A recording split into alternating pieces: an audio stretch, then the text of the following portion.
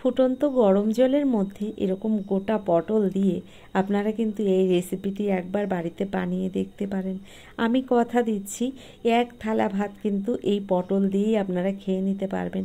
পটলের তো বিভিন্ন ধরনের রেসিপি বাড়িতে বানিয়েছেন, খেয়েছেন, তবে এই রেসিপিটি একদমই অন্যরকম। সম্পূর্ণ ভিডিওটি আপনারা একবার দেখুন, তাহলে বুঝতে পারবেন আমি কি করে তৈরি করলাম পটলের এই রেসিপিটি।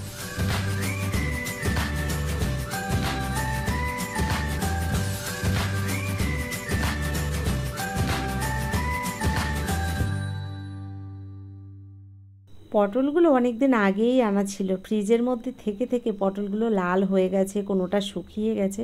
তো যতই শুকিয়ে যাক আর লাল হয়ে যাক, যাই হোক না কেন, সেই পটল দিয়েই কিন্তু এই রেসিপিটি তৈরি করা যাবে।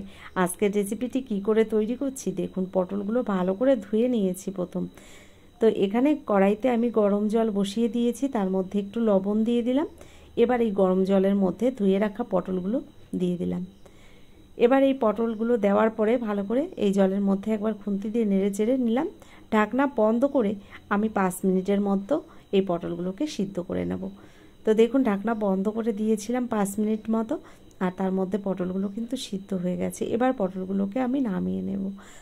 নমস্কার বন্ধুরা, কেমন আছেন সবাই? নিশ্চয়ই সবাই ভালো আছেন, আমিও ভালো আছি। টিয়ার রান্নাঘর থেকে আমি তন্দ্রা। আজ নিয়ে এলাম পটল ভর্তার একটা রেসিপি। কি করে এই পটল ভর্তাটা আমি তৈরি করছি, সম্পূর্ণ ভিডিওটি জুড়ে আপনারা থাকুন, দেখতে থাকুন। আশা করছি আপনাদের ভালো লাগবে। আর যদি ভালো লেগে যায় অবশ্যই একটা লাইক দিয়ে, যারা এখনও চ্যানেলটিকে সাবস্ক্রাইব করেননি অবশ্যই সাবস্ক্রাইব করে আমার পাশে থাকবেন। দেখুন, এখানে পটলগুলো তো আমি নামিয়ে নিয়েছি জল থেকে, আর একটু ঠান্ডাও করে নিয়েছি।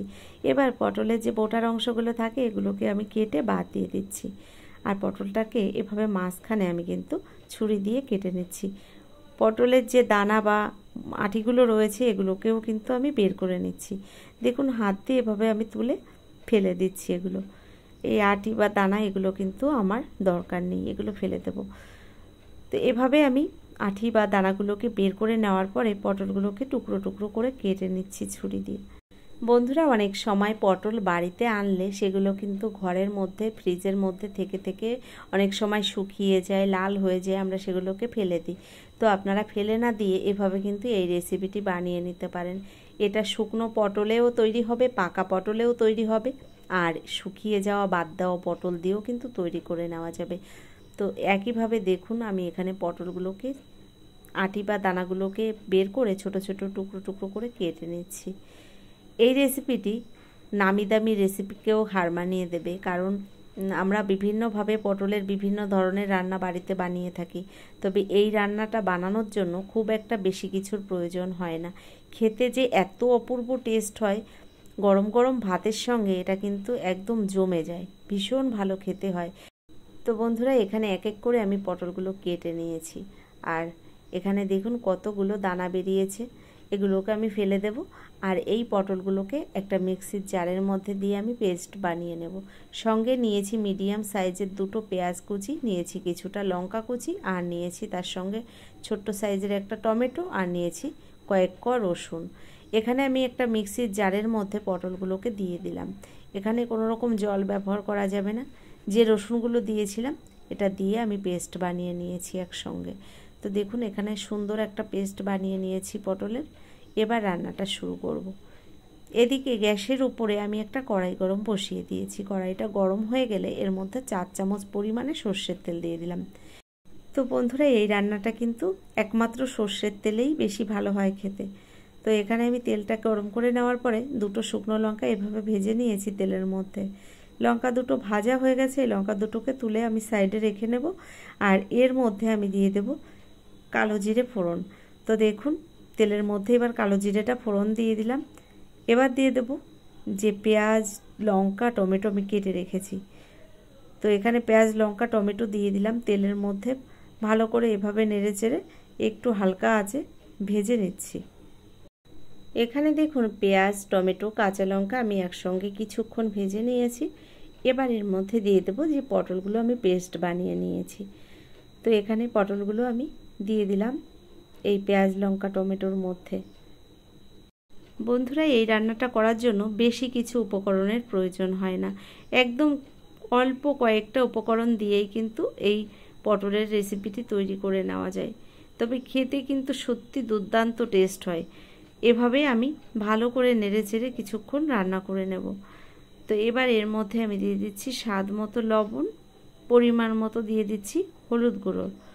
বন্ধুরা, এই রান্নাটা করার জন্য খুব একটা ঝামেলা হয় না, একদম অল্প কয়েকটা উপকরণ দিয়ে তো দেখলেন কিভাবে আমি তৈরি করলাম, তবে খেতে কিন্তু সত্যি দারুণ টেস্ট হয়।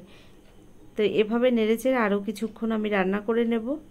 তো বন্ধুরা, এখানে আমার মনে হলো তেলের পরিমাণটাই একটু কম হয়ে গেছে, তাই এখানে আরও 2 থেকে 3 চামচ পরিমাণে তেল আমি দিয়ে দিলাম এই পটলের মধ্যে।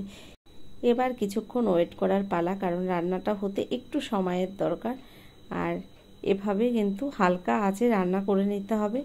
আর এই পটলের মধ্যে যেটুকু এক্সট্রা জল রয়েছে এই জলটাও কিন্তু শুকিয়ে যাবে। তো বন্ধুরা, এই রান্নাটা করার জন্য গ্যাসের ফ্লেমটাকে মাঝে মাঝে বাড়িয়ে কমিয়ে দিয়ে এভাবে রান্নাটা করে নিতে হবে, কারণ এই রান্নাটা একদমই হাই ফ্লেমে রান্না যাবে না, তাহলে কিন্তু এই জলটা শুকাবে না। তা দেখুন আস্তে আস্তে কিন্তু পটলের মধ্যে যে জলটা ছিল এই জলটা কিন্তু শুকিয়ে গেছে। তো বন্ধুরা, অনেক সময় আমরা শুকিয়ে যাওয়া পটল বা লাল হয়ে যাওয়া পটলগুলো ফেলে দিই, তো সেগুলো ফেলে না দিয়ে আপনারা একবার এই রেসিপিটি বানিয়ে দেখতে পারেন, আশা করছি আপনাদেরও ভালো লাগবে। দেখুন রান্নাটা তো হয়ে গেছে, এবার নামিয়ে নিতে হবে। তো কেমন লাগলো আজকের রেসিপিটি অবশ্যই কিন্তু আমাকে লিখে জানাবেন। যদি আমার ভিডিওটি ভালো লেগে থাকে, এখনও একটা লাইক দিতে ভুলে গেছেন, অনুরোধ করব একটা লাইক দিয়ে যারা এখনও চ্যানেলটিকে সাবস্ক্রাইব করেননি অবশ্যই আমার চ্যানেলটিকে সাবস্ক্রাইব করে আমার ভিডিওর পাশে থাকা বেল আইকনটি ক্লিক করে নোটিফিকেশানটা অল করে দেবেন। তাহলে কি হবে, আমার ভিডিও আপলোড করার সঙ্গে সঙ্গে তার নোটিফিকেশানটা আপনার কাছে পৌঁছে যাবে, আর আপনি সময় মতো ভিডিওটা দেখে নিতে পারবেন। এছাড়া আপনাদের আত্মীয়স্বজন বন্ধুবান্ধবের মধ্যেও কিন্তু এই ভিডিওটা শেয়ার করে দিতে পারেন। কথা বলতে বলতে পটলটা কিন্তু এখানে রান্না হয়ে গেছে, এবার আমি নামিয়ে নেব। তো দেখুন এক্সট্রা যে জল ছিল এখন কিন্তু কোনো রকম জল নেই, জলটা পুরোপুরি শুকিয়ে গেছে। তো দেখুন এবার আমি এই পটলের ভর্তাটাকে নামিয়ে নেব আর গরম গরম ভাতের সঙ্গে পরিবেশন করব।